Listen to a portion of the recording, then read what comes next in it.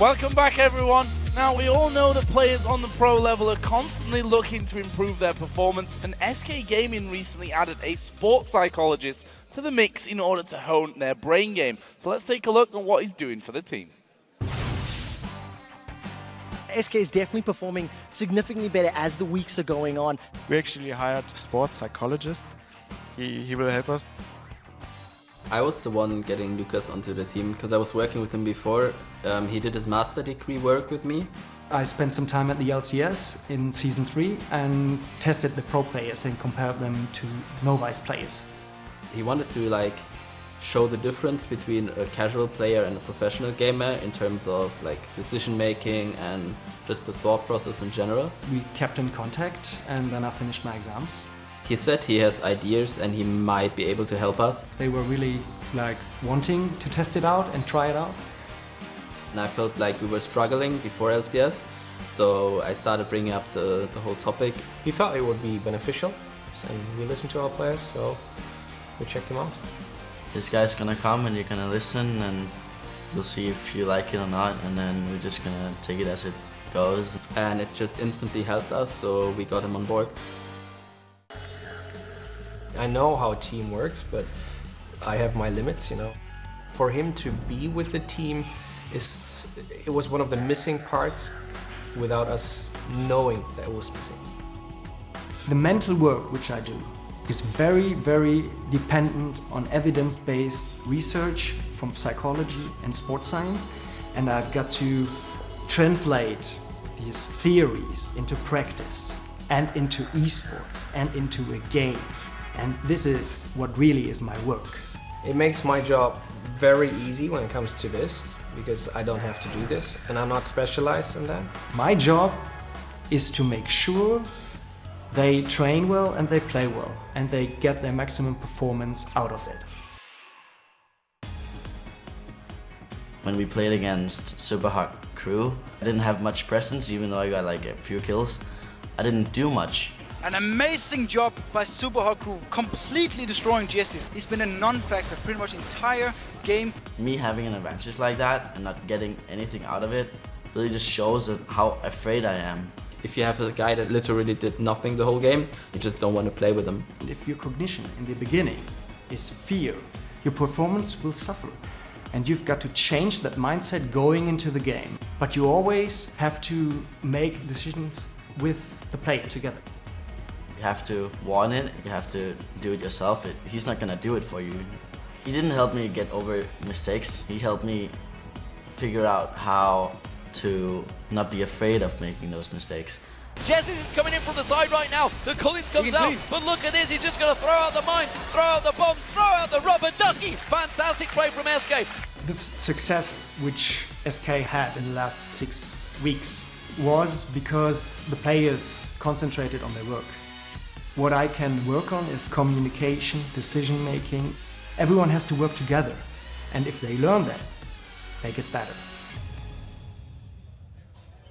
Really interesting to see that almost next level addition to some of these teams, and we saw a lot from Jessis there, and if anyone's benefited from that, it seems to be him. Yeah, I completely agree. I distinctly remember interviewing him 4 weeks ago, 5 weeks ago, and he was saying how his mindset, he was very negative. He was introverted in his thinking, and this helped him blossom as the player we've seen. And what was very interesting is after seeing this piece and seeing how SK have grown, I actually seen Liquid from Team Curse tweeting out, hey, we're looking for sports psychologists in our area, in our neck of the woods, email us. So maybe this concept or this idea could filter through to some of the other teams. I like that idea of trying to level up your teams and your players that way. Hard to argue with it when SK are on such a tear right now. But we are going to be seeing SK in action here in just a second. They're going to be taking on Roccat.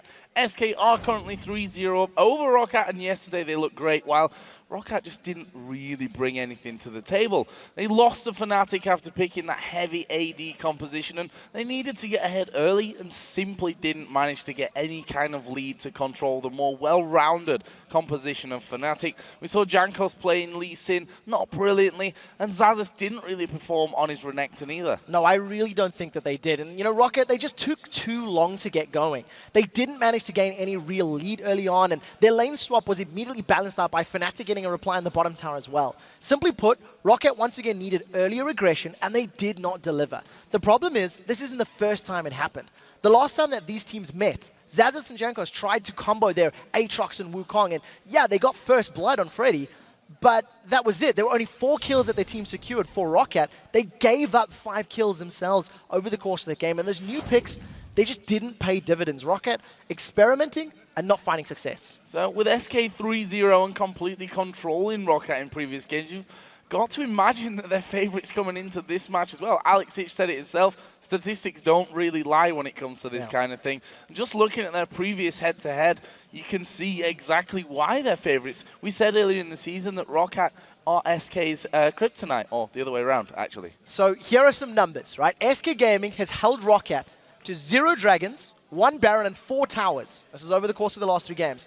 While they have taken 9 dragons, 2 barons, and 24 towers across the split so far. Roccat simply haven't had any ability to dent SK Gaming, and in the previous matchups, like you said, the way Roccat have been playing recently, this is their final chance to start breaking that losing streak and bounce back up the ladder. Yeah, and SK continued that fantastic form that we've been seeing from them yesterday. They took down the Wolves in a pretty controlled, one-sided match. And even though it started very action-packed with teams trading towers, we saw them both getting 2 apiece in the bottom and top lanes respectively, SK simply found opportunities to rotate around the map and grab the objectives away from the Wolves. Yeah, SK once again demonstrated that objective-based gameplay we've come to expect from them. They had absolutely flawless dragon control. They took advantage of the openings in the Wolves jungle to grab towers without reply. This is not an isolated incident, though, as SK Gaming have been able to play a fantastic objective game. Throughout the entire split, they've secured 53 dragons.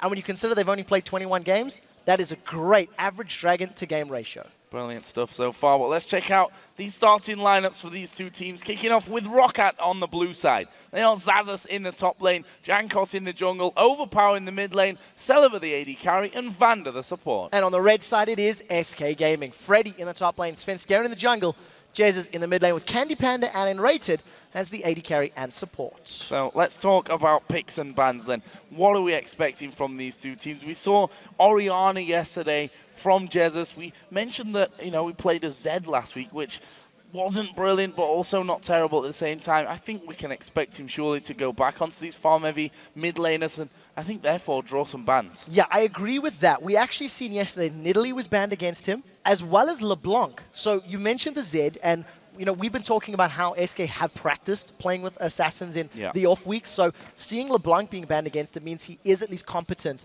with that champion. The one thing I do want to highlight is in all 3 of the previous games, Vander's got Thresh. He's played all 3 games on Thresh, and when you consider Vander's played Thresh 12 times out of their 21 games, I think that's going to be a priority on the side of Roccat. You also have to consider AD carries. We've seen Vayne targeted against Candy Panda, and Caitlyn targeted against Celiva in the past as well. So first ban out the gate will actually be Sivir here towards Candy Panda. Now, if we think about what they went for in their last games, we've seen Kayle as a bit of a recurring theme from SK Gaming in that support role. So he got a nice speed boost from that one, but we'll move on here because more AD carry bans. SK taking away Lucian from Celiva. Then we see Nidalee come in actually as the ban again, aimed towards Jesus. Kassadin, standard red side ban from SK. So Gragas and Ziggs are still up and available. Ziggs maybe a little bit more for Overpower, Gragas maybe a little bit more for Jesus. There's Orianna that we've seen them pulling out yesterday. Thresh is still on the table, as is Elise and Lee Sin. Lulu, for example. So there's a lot of priority picks. I almost wonder if a Renekton might be a consideration here as well, because we know Freddy loves to play that a lot, and as predicted, Roccat taking that away. They don't want Freddy on Renekton, because Xaxis has been struggling lately. Has been struggling a little bit to have the impact. I mean, he's been a different player to what we saw in the early season. We put up some big numbers on the likes of Renekton. We saw him also bringing out Malphite, Shyvana, those kind of champions in the early season, but they've definitely, I think, as a team, not just to pick on Xaxis there, fell off the pace a little bit. The final ban coming out here will actually be Morgana, which is interesting for me because I feel like Roccat might have just gone Thresh either way. Yeah, I agree with that. If Thresh was on the table, I think they would have gone that route. I feel like Vander's a slightly stronger Thresh player than Enrated, but we know Enrated likes to play those engaged supports. Leona's still on the table, Annie's still on the table. So if Enrated wants to play one of those aggressive supports. Removing Thresh from the table makes his life a little bit easier for engaging, a little bit easier for landing those stuns and CC in the early game. Lulu coming in for Roccat. We've not actually seen them play Lulu in that mid lane up until now. So Overpower gonna be running that. I say Overpower gonna be running that. Of course, it could end up in the hands of Xaxus. Other teams have gone for that one. On the other side for SK Gaming, hovering over the Candy Panda and locking that in for the Candy Panda. The Caitlyn for Candy Panda, which we've seen him play so well on. Last game against the Wolves, prime example. I believe he's played Caitlyn 4 times this split, unless I'm mistaken, and this is a very smart pick for a number of reasons. Because Sivir was banned away, it means that sort of those top tier AD carries, Caitlyn, Lucian, and Sivir are off the table. SK removed Lucian from Saliva. Saliva's played that also 7 times this split. Saliva's played Caitlyn 10 times this split. So not only is Candy Panda on a strong AD carry that he played yesterday that helped them win the game, he's denying it from his opponent. Also, Kha'Zix was banned against SK yesterday. When SK did play the Copenhagen Wolves, it was banned. Now it's available, and Svenskeren basically instantly locks that in. Is the Elise possibly? I was going to say, what are we going to see from the AD carry? And that's kind of just answered my question straight away. Jinx will be picked up here for Saliva, and if I'm not, he has played it actually. He played it against SK in the first time that they actually met in the season. Of course, that was a win for SK Gaming. And Elise as well picked up there for Jack. It's a champion which he was so scary on in the early parts of the season. Yeah, so I have to be honest, I'm a little bit afraid about that Jinx pick, because if Svenskeren is able to get a little bit of a lead, get an early Elder Lizard or something along those lines, that is a super squishy Jinx. At this point in time, there is a wild growth. Yes, you can save Jinx for a moment or two longer, but if Kha'Zix can get onto him, there's no safety net, there's no escape mechanism on that champion. So we've got a lot of damage from both of the compositions so far, but the added utility that Roccat has with that sort of mid lane Lulu, could be top lane, we've seen it in top before and by a couple of EU teams, as well as escapability on the Elise. I think they've got a slightly more well-rounded team on Roccat so far, as long as Jinx doesn't just get instantly blown up. Now, what are SK going to add into this one? They obviously banned out the Morgana support themselves, and it is going to be Karma coming in here for Enrated, and we'll see Freddy 1-2-2 on the Jax in the top lane. Funnily enough, last time that these two teams met, Freddy playing Jax in the top lane. So the one thing that we are noticing from Freddy as a player, when the likes of Renekton and Trundle are not ideal or not preferred, Freddy tends to fall back onto Jax and Aatrox. Those are his preferred top lane picks. We've also seen Xaxus playing Aatrox in the past. So the question is now, what does Xaxus want to play? Does he want to go for an AP top laner? LeBlanc has made it all the way through to the second last round of picks. He's played LeBlanc in the top lane before. Or does he want to go for something a bit more standard and traditional, like a Trundle, which is something that Xaxus has also run a multiple of times in the past? Definitely running down the clock on this one, our Roccat. Hovering over that Sona at this point of things, and possible Aatrox for the top lane. Just to recap on the last game that these two teams played, it was Aatrox versus, oh, this could be interesting, Aatrox versus Jax in the top lane before, but they're going to lock in the Gragas. So it looks like we're either going to be seeing a top lane Gragas or a top lane Lulu out of these two, depending on what that final choice is going to be in the mid lane for SK. I wish I could make an educated guess on what it's going to be, but Roccat as a team, their mid lane and top laner are very versatile. We've seen Overpower running Vlad in the past. I think if it's going to be LeBlanc mid, which is locked in, we are seeing Jez as an assassin. I thought it was going to happen this week. I almost feel like Lulu mid may be a slightly better option. Yes, you can play safe with Gragas, you can keep LeBlanc on the back foot, but I almost think that the LeBlanc v Lulu is a slightly preferred matchup. As it stands though, there is so much damage on the side of SK Gaming. When you see these team fights happening, SK are looking for a pick. LeBlanc, Kha'Zix, Caitlyn, they want to jump on a single target, delete him, and then let Freddy on Jax clean up. If they do not find a pick early in a team fight, I think Rockat's disruption and crescendo and wild growth is going to be enough to allow Roccat to survive the extended team fights. So that's what we're looking for, a well-timed wild growth to prevent resets from the side of SK. And that Xaxus is going to be, that Lulu will be with Xaxus in the top lane. Funnily enough, there's not many top laners that are venturing out of the bruiser category, to be honest, but he is one of them. We've seen him playing LeBlanc, for example, already up in that top lane, so interested to see how Xaxus gets back on the horse. And the great thing, we interviewed the Roccat guys earlier, and they were so openly honest about how badly they're playing right now. Yeah, it's a tough situation to be in. I almost can't sympathize because you hear them saying, we just need to play more. If you know you need to play more, play more. It is your job. You're on the stage. You're here to perform and, you know, deliver for your fans. Let's see if this is their game. See if they can pick it up this week. Remember that you can tell us who you think will win these matches over at lolesports.com. For this match, it looks like SK Gaming is your team of choice, garnering 52% of a very, very close vote. Yeah, very close indeed. I think as far as teams are concerned, SK probably slightly stronger coming into it, but we'll see how the game plays out. So we are going to be getting into game here in just a second. Roccat, let's not forget, not in a good way here, losing the last 4 games in a row. This would, funnily enough, put SK into a 4-game winning streak if they can make it 4-0. And so many falls around this story. It's destined to happen somewhere along the line. Well, here we go, in-game. Can Roccat turn things around, and can SK keep this run going? Because they've only lost 2 out of their last 11 games. Phenomenal numbers they've put up. Yeah, fantastic record. You know, I was doing the math just before we came on air about how many weeks that works out to worth of games. And it sits on the cusp of 5 weeks worth of games. And I think if you compare them to the other top-tier teams, Fnatic had a good 3 weeks. Gambit have been shaky and inconsistent the entire split long. Roccat, they had a good 3 weeks. So this is already approaching, you know, double the time at the top of the table that any of the other teams has been able to secure. SK need to find picks. When we look at the composition of Roccat, that is a super, super, super squishy bottom lane. So if Svenskeren is going to be looking for ganks or Jesus is going to roam, their target is a massive Jinx or Sona because they can just get popped very quickly. And one thing that we've always given credit for to SK Gaming is that Svenskeren has been in the right place at the right time. He's not scared of getting involved on the bottom side of the map and making sure that Candy Panda and N-Rated have a safer time. And they're just going to have a big target painted on towards the Roccat bottom lane because it's squishy. As, to be honest, is the top lane a bit more utility in Xaxus there, but certainly an open target for someone like Jackson and Jackson Kha'Zix, who got the slow and got the stun in there. So to break down the lanes a little bit more, I think the duo lane of SK is significantly stronger in the early laning phase than that of Celebi and Vander. The Caitlyn and Karma is going to outrange both Jinx and Sona. And the way Sona wants to get her power chord poke off is going to open her up to a lot of Karma harass. If Karma's going to throw down that Mantra plus Inner Flamer Q, you can zone out Sona, slow her down, prevent her from getting in range. The thing is, N-Rated has to be on point with that. In the mid lane, Gragas is going to have the advantage early. Once Jesus gets some damage, he should be able to look for an insta-kill on Overpower. But I actually feel like the laning phase of Lulu versus Jax is heavily in favor of Lulu. Glitzer wants to slow her down, and this is the damage we're talking about on Vander. Lulu's going to be able to Glitzer launch Jax. If Jax leaps in, turn him into a Munchkin.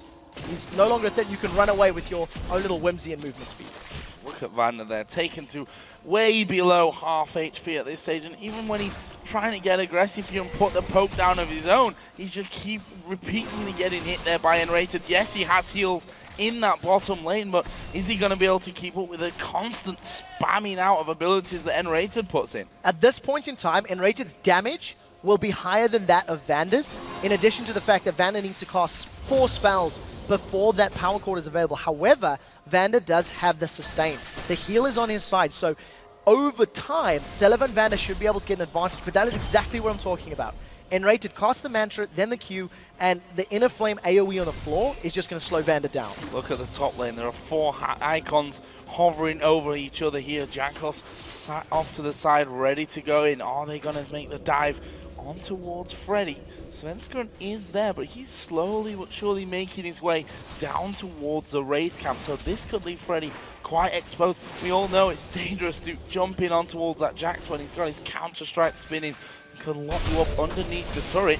But will they actually go for it? More minion waves actually coming in from this one. They've actually spotted Jankos now, so they know he's there. This is going to be a little bit of a difficult dive, but very luckily, all of the damage from Lulu's in her ability is not an auto attack. Let's see if the cocoon lands. Oh, damage first coming in. They're going to stun up Jankos. I think Xaxus is going to go down from this one. Jankos actually getting the first blood, repels away. Xaxus was very, very low in that fight, but it was nicely executed overall. Yeah, decent attempt by Freddy to try get one back, and I think he needed to have flashed that cocoon to get away from it, but that was a point-blank cocoon coming out of Jankos, so it was going to be very difficult to dodge. Roccat with early lead, and they need to make this stick further. The kill landed in Jankos' back pocket, so he needs to make this work for the rest of the lanes, because ideally you want that on your carries. Bottom lane pushed up once again. Candy Panda and N-Rated poking out as far as they can. Vanda actually getting a good few heals off from this one. Actually, we see that missing, and Enrated might be in a bit of trouble here. He's going to get slowed down, but we'll be able to walk off to the safety of that bike brush where there's no vision for Roccat. Yeah, both of the teams putting a lot of damage onto the respective supports. If that W was available from Enrated, I can't recall the name, he's going to be able to root Celiva down as he chases in, but at this point in time, Celiva's just going to be happy with a poke, and he's going to back away for now. And that's the problem that you have here with the Jax against Lulu. We see him diving in, he gets slowed down instantly, allows you to get off some free damage as Candy Panda goes low. Celiva actually taking damage from a Siege minion and a couple of others in there as well. And in the end, we see them both on similar health totals. Vanda going to be able to top off Celiva a bit more though. So the longer this laning phase goes, the better it's going to be for Celiva, because his rockets on his Q is going to be able to outrange some of the damage that's coming out of Candy Panda and Rated. The only catch is, of course, that it is mana dependent. So Celiva's got to really work with his resources.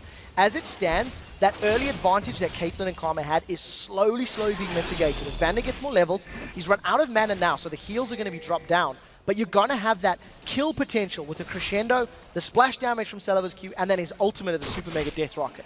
We'll see if they can make it work. This could be a risky dive. Svenskeren at half health, and I was going to say, I'm not sure you want to jump into a Lulu there who's going to immobilize you basically with that ridiculously strong stun. Svenskeren decides, you know what, I'll get a ward in there. We'll spot Jankos actually coming up from the Wolves at this point, and I think they did see Svenskeren there. There was a ping on towards his general direction. Svenskeren goes back away and didn't really get much from the Roccat jungle on that pass. Not a lot. He managed to get the big whites and was able to back away. What I do like, though, from Roccat is you can see on their first backs, there was a pink ward picked up by Jankos. He's just thrown that into his jungle. Oh, bottom lane, Enrated is going in. A lot of damage. Piltover does land. Vanda force a flash away, but Enrated's gone a bit deep. He has to flash away as well. Both AD carries both thinking, what are you doing, guys? The support's going very deep there against each other. In the end, no kill, though. None at all. Both of the AD carries have their respective summoner spells, and Vanda is low on HP, low on mana. He needs to recall, get himself some maybe mana regen. Maybe the likes of, you know, I actually almost would have expected an Ancient Coin for the mana regen. Candy Panda feeling very brave with that shield from Karma, but not really winning in that trade. Sona's just going to heal Celiva off. And almost approaching level 6, which makes him a little bit more dangerous. And speaking of 6, that's what we've got in this mid lane. Overpower at half HP. A bit more left there for Jesus. We'll see if he does decide to dive in for this one. Actually, credit to Jesus. He's ahead in CS right now with LeBlanc against Gragas. That is a very difficult task, but it's one that, you know, we've seen Jesus on LeBlanc in the past. He has the ability to play the champion, and now that he's level 6, he's going to be working towards a little bit more ability power, and I want to see how he roams, because one of the things that we've noticed in Jesus as a player, in the opening weeks, he didn't move around the map, and it was costing SK. He wasn't there when they were challenging for objectives or trying to push other lanes. But as the split has gone on, Jesus was more mobile, and he wasn't rooted in place. And on a champion like LeBlanc, you have to be moving around. You have to be looking for opportunities, looking for people to blow up. I'll look at some of the items here, specifically that bottom lane, because you've seen their first recalls back home, and going to be a bit of disparity there. BF Sword and a single Doran's Blade for Jinx. On the other side, Vamp Scepter, double Doran's Blade there for Candy Panda. Needs that extra sustain that he can get from the lifesteal. Yeah, you've nailed it. Because of the fact that there is no heal in that lane for Candy Panda and rated just a shield, it does look like Candy Panda's opted to go for a slightly more sort of early game type build with the double Dorans as well as that Vamp Scepter. We talked about Jez's roaming, and you actually seen on the minimap, he was moving to the bottom lane. He's going to find Overpower, and that is a lot of damage from that barrel already. Not quite got his Athenes in there. In fact, only has an Aptome and Doran's Ring at this point. Jesus does have his Chalice finished off, and of course has that blue buff as well, so he's going to have better cooldowns and the mana to keep diving in there and trying to harass Overpower out that lane. And speaking of harassment, once again Roccat find themselves stuck underneath their turret in the bottom. So what I like about Roccat so far is they do have much more wards on the map. They have 3 pink wards, one on their blue buff, one on the opposite side of their red buff, and then one in that bottom try. And they've also got a whole bunch of wards in their inventory. So now that Sven's roaming around the map, he hasn't even spotted that pink ward. He's not going to be able to clean it out. And you'll actually notice that Roccat seem to be responding. You can see Jankos moving in, and here comes Overpower as well. Sven's in trouble. Oh, he's all kinds of in trouble. Actually, they're going to knock him by there, but that will help Svenskeren. He dives over the wall. Ultimate walls, of course, used for him, and Svenskeren quite happy to just back away from that, knowing that, okay, got a little bit close for me, but I'm safe now. I know that pink wall's there. Yeah, on the assumption that Roccat keep the vision up and manage to respond, it'll be well, but Vander's going to die. Oh, Vander is going to die. There is the tether proccing off. Actually, we see Svenskeren stood on top of the flame jumpers and still managed to get it with the rockets. Yeah, managed to kill secure that one, I believe, is the terminology we're looking for. I wonder if Svenskeren actually even had his leap. I hadn't noticed if it was in cooldown or not. Does manage to just get rooted in place, but a kill back for SK Gaming. That was a problem that we see from that Sona support. She's so squishy. If you get enough damage or enough time, she can die. Now we do see Jankos coming in from behind. Candy Pan and Enrated, they want the fight. Selva going a little bit though. There's a super mega death rocket. Jankos is going to come in for this one. The barrier already used. The flash there from Candy Panda. Rebel from Jankos, and he gets the finisher. Can Enrated get away? There's a lot of damage. There's a cocoon. He's not going to get out. Selva picks up that one. That was a great play there from Jankos. Selva actually managed to pull members of SK towards him under the tower. He got some damage down and threw out the super mega death rocket to balance out the damage. Then Jankos was just on cleanup crew. He manages to get 2 kills. So Roccat are finally doing what they have not been able to do in many of their previous games. Get themselves an early advantage, get themselves an early lead. It does look like they're setting up on Dragon. People could get popped. Jesus goes in, he's going to catch Vander. No one getting popped. Jesus actually knocked down to half HP, and I think the Roccat are going to be able to push through from this one. Dragon already down to less than half HP, and this is going to be not only the first Dragon of the game here, but the first Dragon that they've got against SK Gaming all season long. Yeah, in the 4th and final time these two teams meet, we will be seeing that Dragon going the way of Roccat. So, well played. They've got themselves a nice early advantage. It's about 1,500 gold. Jesus has not been allowed to roam, he's not been allowed to move around the map, and the 1 time or 2 times that he has tried, Overpower's had a decent enough response. So, first pink ward there, and it's going to get dropped. And I think Roccat need to replenish those wards. They need to keep vision on them, because at any time Svenskeren comes in with that ultimate, there is always the threat of him going unseen, going invisible, and making your life very difficult. Well, let's have a look down some of the other items here from this mid lane chalice. In fact, let's forget that because Jankos is moving in. There is the crescendo. They're going to go for Enrated. Super mega death rocket stepped by the side, but Enrated's dead anyway. Vander picks up that one. Candy Panda might be able to put some good damage back. Gets him low, but can't finish off. 4-1 Roccat. Very good play once again. That wasn't even a flash crescendo. So Vander able to get his team yet another kill. And because he's got his flash available, they can actually rinse and repeat that another time. Jankos has had much more successful ganks than we've seen from Svenskeren, and this is going to be Sven's first real opportunity. Zazas, I think he's going to get away. Lulu.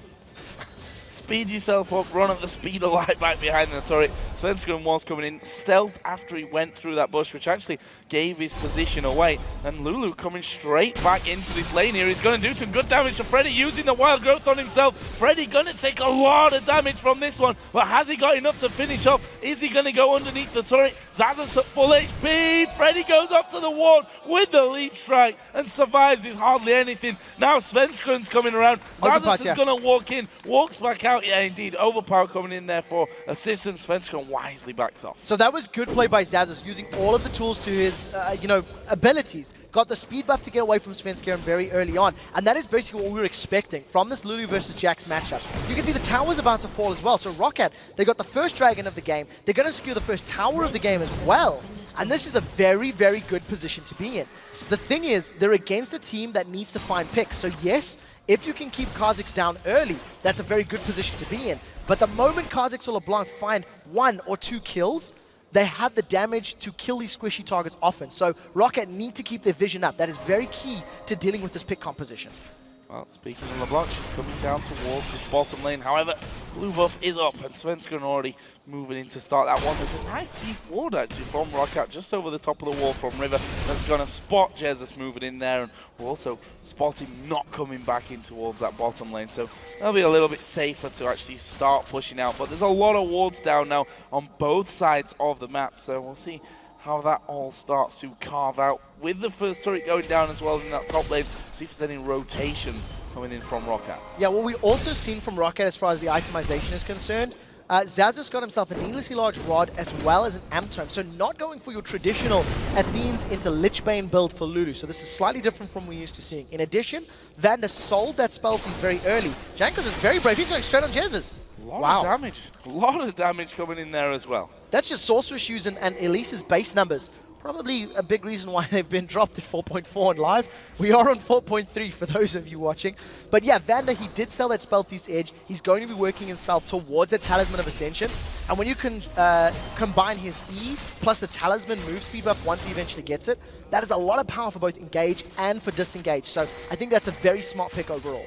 And Rater got the luxury that he's got a bit of a talisman built into his kit there with Karma. Oh, look at this Panda. Surely, three-man crescendo comes in. Candy Panda's low. And Rater's already dead. This should be 2 kills coming in for Roccat. Svenskun did manage to take out one. Svenskun trying to get through the brush. Gun repelled from Jankos. Drops down on his target. Meanwhile, Jesus going low in the bottom lane. Oh, there's explosive cast. Dodged away from by Jesus. Will they finish off the tower? I don't think so with Overpower so low. Oh, wow. Why is he going back in there? Flashing from Zazus. That was a massive miscalculation from Jesus. Jesus should not have been there. Zazus was able to get the kill and more importantly, get the blue buff for himself. All of a sudden, Roccat grabbed 2 towers. They get the buffs on their both AP carries and they have 5,000 gold lead. Freddy's doing the best he can to reply with this top tower, but if you look in the bottom lane, Roccat are getting some deep vision in and around the blue buff, playing this one safe and they're going to back away. This is a great position for Roccat and Roccat fans.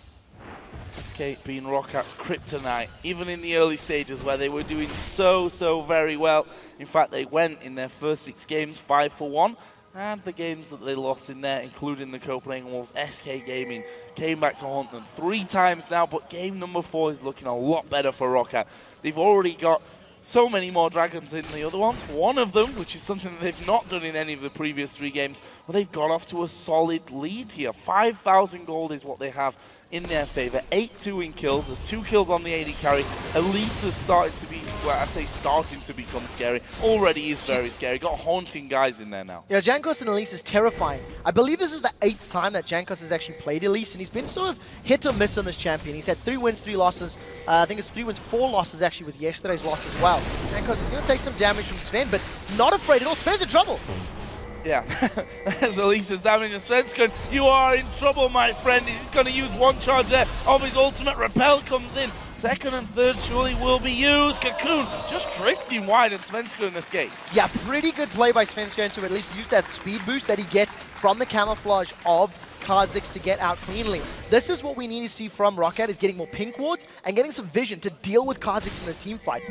As it stands, Roccat have got such a good lead. They've got enough damage to kill him even with that damage reduction. They just need to make sure they maintain vision on him. So Dragon goes the way of Roccat. Freddy does at least reply to the tower. Ooh, Celebar, a little bit in trouble. He's gone in. He's gone in. I'm not sure he's going to get out. Ace in the hole comes through, but the jumper's gone, Jesus! And there is a push around. Super Mega Death Rocket as Candy Panda gets catapulted into the team. Karma saving his life there, though. 6,000 gold lead. Roccat are now sieging this inner turret. Freddy's been left unchecked on Jax right now, and we'll have to see if he can make any impact when he joins the team. If he joins the team, Freddy's in the top inner turret, while the rest of Roccat on the mid inner turret. They may keep going. There's a crescendo. No flash for Vander, but if he crescendos anyone, they might be able to destroy him. There's the inner turret in the mid lane going down. And the inner turret in that top lane is going to fall as well. We all know that Jackson, his sound of hammering away on towers. Good little counter to the play from Freddy, but if you weigh up the trades, mid lane for top lane is not quite as even. It's not worth it and it's not enough. At this point in time, because SK are so far behind on gold, they cannot afford to be in a 4v4 or a 5v4 situation. They don't have the greatest of wave clear. Yes, Caitlyn and Karma can probably do a good job, but when you've got so much burst from the Gragas, the Elise, and the Jinx with the tower diving ability that they offer, you don't want the squishy targets of Caitlyn and Karma on the front line. You want them to be safe. The front line of Svenskun and Freddy needs to be there to buy their back line some time. I feel like with the gold lead that Roccat has accrued themselves, barring monumental misplays and getting caught out, they should be able to just siege down these towers, use the Gragas barrels for zoning, and Jinx to melt the tower HP. Down some of the items, tried to get there before and rudely interrupted by a load of crazy action, and that might come across again. Vander using the power cord on towards that blue does in the end go over to Jesus. Haunting Guy's second item coming in as we are seeing Freddy being chased down. There's the rappel over the top of the wall. Freddy, is he going to be pushed onto here? And Rated starts to move in. Wisely, Roccat don't chase through. Yeah, so Freddy right now is scrambling for items. He's got the makings of a Blade of the Ruined King. He's got some MR to deal with the double AP. I think he needs a little bit more MR to deal with it. We've got the makings of another confrontation. Freddy's gone in on Jankos. I'm not sure that's the wise choice. So Wild Growth actually didn't get the knock up. Here comes Jesus from around the side. They've crescendoed on towards Svensson. That's going to be 2 kills coming down from Roccat. The rest of SK need to back away. Freddy's going to get caught, and that is 3 kills. Meanwhile, Celiver is romping through the bottom lane turret. He's got himself an inner turret. The rest of Roccat are peeling to the top tower. These are 2 of the fastest games that we've seen all split long. Gambit destroyed in the previous game, and Roccat seem to be doing the same. Celiver's going to get the inhibitor turret. Nobody from SK can defend. And is Karma coming across? Not being funny, but Don't do it. Rated, you might die from this one. He gets excited from the turret takedown, moving in there. Zap lands. No, it didn't land. Actually, that was the auto attack. The Zap went wide. Well, Celiver alone gets that bottom inhibitor turret. The rest of the team took down the inner turret in the top lane. There's nothing outside of SK's base. So this level of aggression and map play is what Roccat did to secure themselves first position earlier in the spring split. They came out swinging in every single game against all of their opponents. And it was thanks in large part because of Jankos' ganks and them not losing their lanes. Roccat have done a phenomenal job this game, only giving up 2 deaths on their squishiest champion, on Sona. So like, it's been flawless rotation and map play. 7 towers to 2, over 10,000 gold right now. They've got both of the dragons. They're in a great place. And SK Gaming, they've done so well with having a very by-the-book kind of style. They'll take this objective, move around to the next one. One of the best ways to, oh, well, there's a kill on Twin Rated, missed that one, but he goes down anyway. One of the best ways to disrupt that is to have a chaotic playstyle, and Roccat have been all-out aggression at this point. We can see, starting off Baron, we're waiting for someone to come in. I don't think SK are going to come anywhere near this one. After that kill and then Rated, this is a freebie Baron. Yeah, there's nothing SK can do. They're too far behind right now. SK's composition relied on finding picks and it made, going even in lane, and then finding picks in the mid game to take objectives. There's not the greatest of siege power here from SK. Yes, Karma's going to offer some damage, but it's not going to be anywhere near the same level of Gragas or anywhere near the same level as Lulu. So at this point in time, SK's comp is just being outscaled and outplayed by the way Roccat have played theirs. It's also something SK needs to work on. When they've strayed away from those mage mid laners and that sort of slow passive style of gameplay, SK have not been as dominant, have not been as scary. Happened with Zed when they played against Gambit in Super Week. It's happening now as they're playing with Blanc. Sven probably doesn't want to go in there, and he does actually get away, luckily. More put down. That's going to lead to half of health taken away from Candy Panda as it came out. But Roccat were actually waiting. They're going for this open inhibitor. Yeah, and I think they're going to be able to get this one with the explosive cast available as well as Crescendo. We'll see what Vander can do. He burned his flash to get away from LeBlanc a moment or two. But look at this. SK cannot contest. They're too far behind on gold. The only way for SK to make a play now is for Roccat to be split up and for SK to be aware of it and then jump on somebody when they're alone. Because as it stands, as long as Roccat stay grouped, they can win the team fights. 13-2 up in kills, 12,000 gold, 7-2 in turrets. Bit of a whitewash at this point, and not what we were all expecting. I think we heard Alex saying it's 3-0. SK are on a tear right now. Roccat have lost 4 games in a row. On paper, this should be almost easy peasy for SK Gaming, but that's just not how it's worked at all. Roccat openly said earlier at the start of the show when we talked to Jankos and Vander that they're not performing, that they're probably not playing as much as they should right now, but you can't really tell. Jankos said, I need to play more because I'm not playing enough. He's 5-0-3 with Elise at this stage. He's come back to his form from that early season, if not better with this performance. Completely agree with you. I think at this point in time, the way Jankos played that early game and the presence that he had with Elise, nobody from SK could deal with him. I mean, Jankos basically could 1v1 Jezzes at the 12 or 13 minute mark, which you should not really see happening, but he's on a champion that has the ability to do that.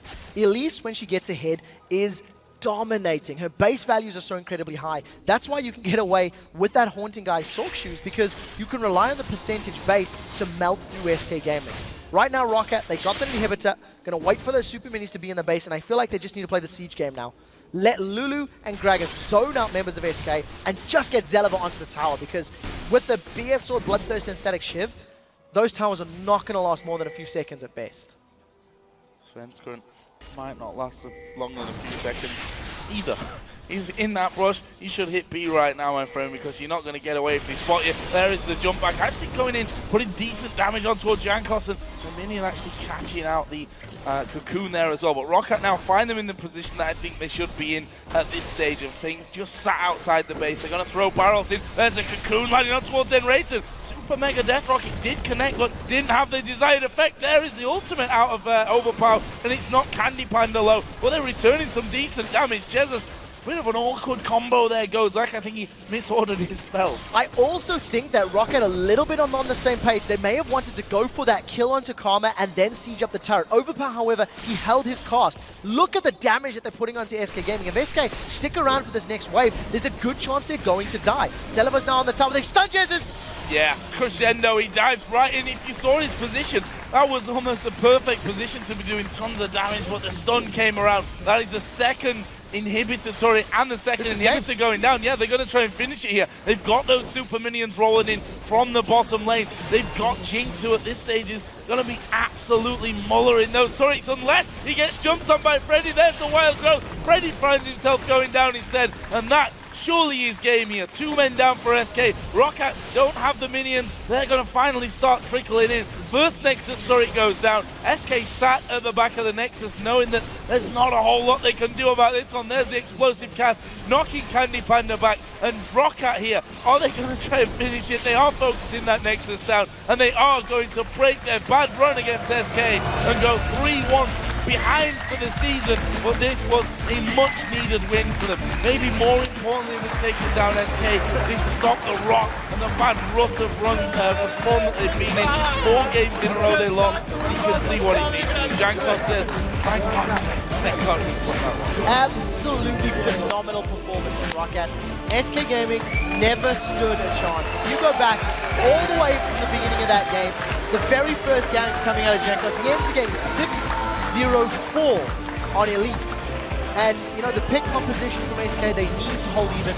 They needed to not get behind, and they just got blown up left, right, and center. Everything Roccat did worked in their favor. And I tell you what, if there's ever a time you're going to need a sports psychologist after a defeat like that, they're going to have to be picked back up, because we know that SK are a very emotional team, and I almost want to say touchy. You know, if they have a bad run of games, it's hard to see them get them back up. Same works the other way. When they're on a good run, SK seem like the team that keep the composure better than others. We'll see how they feel after this one. So let's also step back and realize, coming into this game, we were talking about how 9 out of the last 11 games SK had won. You look at it from the other direction now, it's 3 out of the last 12 games SK has lost. And generally, when they have secured those losses, they have bounced back fairly well. When they lost to Alliance about 2 weeks back, it was because of their own poor decision-making. They had a lead, they threw the lead away. This time round, there was no mistakes. They just got outplayed. There were no mistakes to make. They didn't have a chance. Correct. This game is so much more difficult to interpret, because at this point in time, it's like, was it picks and bans? Was it the way you played in game? What could they have done differently? I feel like Svenskeren had 0 presence. His Kha'Zix, he played it. It didn't have an impact. He wasn't ganking. He wasn't around the map. And when you consider how he plays Evelynn or how he's played Pantheon in the past, it's just not good enough. And that's what we talked about, because we looked at the bottom lane of Roccat. We saw Sona Jinx, no escapes, squishy as you like. Yeah. We thought Svenskeren, a guy who's been doing so well for SK recently, who's put the pressure onto those kind of lanes. A 3-on-2 dive onto this bottom turret may have got them rolling on that front. I mean, Roccat were on the turret pretty much the entire laning phase there because they couldn't handle the poke. So 2 things you have to call out. In the first round of picks from SK Gaming, they locked in Caitlyn and Kha'Zix. Had they swapped that Kha'Zix with an Elise, what could have happened? How different could that game have been? Had that Kha'Zix been a Pantheon, he could have responded to the very early ganks of Elise, could have jumped in on Jankos' head while Jankos was chasing, you know, behind Candy Panda and Enrated. If you start channeling a Grand Skyfall, all of a sudden, their second guess is, do I want to be here? Do I not want to be here? But unfortunately, that is a matter of hindsight. Hindsight being 2020 and all. Roccat played flawlessly. They deserved the win. But unfortunately, they're 3-1. So if it comes to like tiebreaker scenarios, they're always going to be behind SK going into playoffs, because it's only 1 in 4 games. It's funny you should mention that as well, because Gambit won earlier on today. SK have lost. Roccat have won. We're getting all very close once again at that top position. Ties really wouldn't be surprising me at this point. I mean, in every position, maybe outside of the bottom 2, which I have to say, unfortunately, for likes of Millennium, are looking almost set at this stage. So unless I'm terribly mistaken with my math, Gambit are now 13-9 in first position. And SK are 13-9 in first position, thanks to their loss now. They were coming into this game 13-8, so first place is shared once more. The one thing we have seen from all of the teams that have been ranked first, or at least held first alone, there has been a sharp decline in the weeks following them holding that first place position. So we need to cursed. see. Maybe it is. The first place curse. You get up there and all of a sudden you take a nosedive and lose a few games in a row. We'll have to see though. It's only 1 for SK Gaming. It's only their 3rd loss in 12 games. So can't maybe talk about the future just yet. What we are going to do though is check in once again with Shox and Demon, who have Rockat's Overpower standing by. Thank you very much, Joe. Demon and I are indeed joined here by Overpower from Roccat. After a victory versus SK Gaming, 1-3, you finally did it. You beat them, and in what fashion? Very impressive. Tell me a little bit about what the game plan was, what champions you guys really wanted to get your hands on. We ended up losing like 4 games in a row, so we just wanted to go with our comfort picks. We just picked them and won the game. It wasn't that hard a game. I accepted a really hard game against SK since they beat us 3 times, but it went pretty good for us. And speaking of comfort picks, obviously we saw Xaxus on the Lulu in the top lane. We haven't seen that many top lane successful Lulus so far. So when you went for the first pick, were you just simply trying to fool SK to thinking, this is our mid lane choice, this is what Overpower's going to play? But generally Overpower, you always get the last champion choice. Well, Lulu is OP, so please try a nerfer actually, finally. And yes, we wanted to trick them that it's a little mid, and we thought they can pick LeBlanc faster, but they left it on the last pick. So they actually showed Jax, and we went with Lulu top lane. So you're talking about the LeBlanc. She didn't actually do that much in the game at all. Why is it that this time you were able to get the better of Jesses in that lane and you weren't before? That this time you were able to do good in that lane versus Jesses than before, that had been a problem. I think I had pretty good times against Justice in all 4 games. But this time, he had LeBlanc, I had Gragas. Gragas is not that killable for LeBlanc, so I chose 15-15 masteries in defense as well, so I think it was pretty good for me.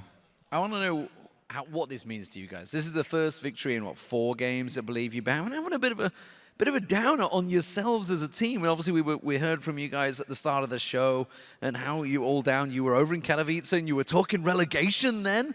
What on earth, guy? You were top of the league. So how does it feel to finally beat SK and maybe start looking back towards the top of the table?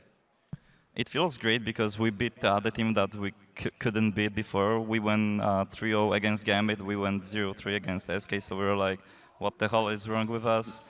And I think this match gave us more motivation towards our future. Yeah, one final question about that is afterwards we saw Jankos especially being very, very happy with that win. Is he very emotional when it comes to that and with those wins and those losses you had in the last couple of weeks? Jankos is a pretty crazy guy. He said that today that he didn't practice that much, but I think that he gave up a lot to play as much streams as he can. And yeah, he's really a great guy and comes really happy after this victory.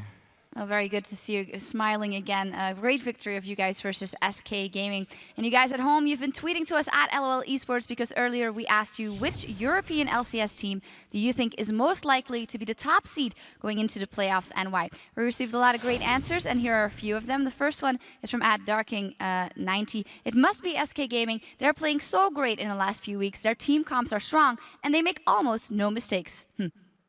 Well, I would have said that if that had won, but once again, they're equal on footings with Gambit. And in fairness, they have won 9 out of the last 12 games. They have looked solid in team comps, but they simply got outplayed in this matchup. But they are definitely one of the favorites for that top spot. Absolutely no bad words there for SK. Still a very good team. The second one is from @GlideStar. Definitely Gambit will be the top seed. They tend to come back hard when their back is up against a wall. Overpower, a lot of experiences versus Gambit. Swagger Lord. I think Gambit will end up first in this split. they're a very strong team. And overall, I think the best team in the split, yeah. All right, Gambit, the best team in the split, according to Overpower. Then the last one is from @Vedrahe. Okay, I'm going to do it again. Vedran Vehabovi. I'm thinking about Alliance. They found their mindset and place out. Now they're dominating every single team. Froggen did a good job. And Froggen is up against Selfie in the next match. Yeah, we're going to see how they turn out. Froggen has played fantastic. MVP of the Super Week, had huge stats yesterday. Could he continue that flow? His team, it's his team. He is the captain. He put that team together. He had the choice of every player. And finally, they're performing. Have they got enough to take top spot? Not sure about that yet. Well, thank you very much for sending those to us. Of course, keep the conversation going by using that hashtag LCS. Now it's time for us to take a quick break, and when we return, we'll head right into Alliance versus the Super Hot Crew. So replenish your health, top off your mana, and meet us back here in 3.5. Wild Growth actually didn't get the knock-up. Here comes Jesus from around the side. They push Endo out towards Svensson. That's going to be 2 kills coming down from Roccat. The rest of SK needs to back away. Freddy's going to get caught, and that is 3 kills.